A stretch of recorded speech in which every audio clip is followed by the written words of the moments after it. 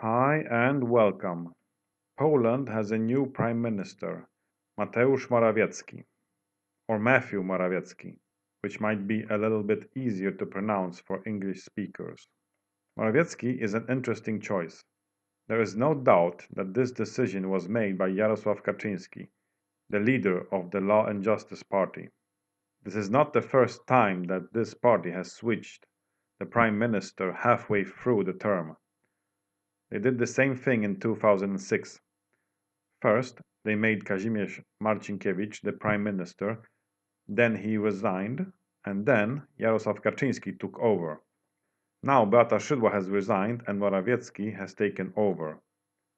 Beata Szydło is mostly known for introducing a social program called 500 plus, which means that parents receive 500 zloty for every child. There are some exceptions. If a family has an income which exceeds a certain limit, they don't receive this money for the first child, only for the second, third, and so on. Still, most families receive this benefit. 500 zloty is a substantial amount of money, particularly for poorer families. I'm not in favor of handouts, but it has made a difference. Most people like this benefit. Mrs. Szydło was a person who was suitable for this kind of reform. She's a person who is warm and she represents traditional values.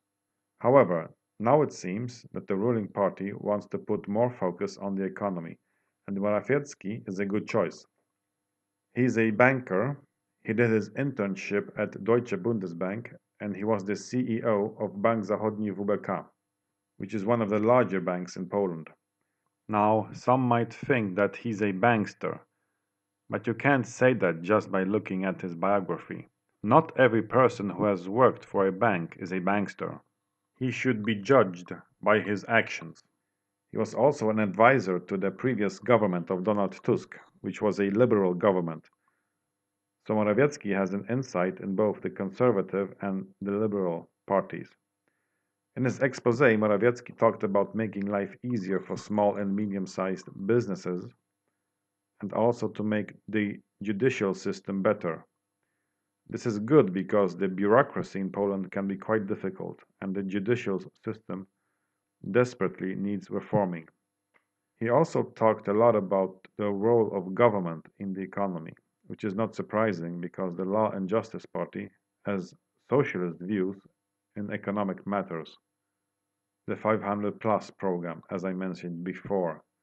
They also want the government to have a strong role in business. They want to build a new central airport outside of Warsaw, for example. They are conservative when it comes to things like abortion and the role of the church in society, but in economic terms, they're more of a left wing party. People need to realize that. So, there are some things which are positive and some things which are not so good. Time will tell how the theory is put into practice. Morawiecki is an outsider in the ruling party, not just due to the fact that he's a banker and is not seen as a traditionally conservative person, but also because he has a relatively weak political base in the party. This means that he will be easier to control by Kaczynski. Also, Kaczynski probably has expectations that the new prime minister will ease the tension between Poland and the EU.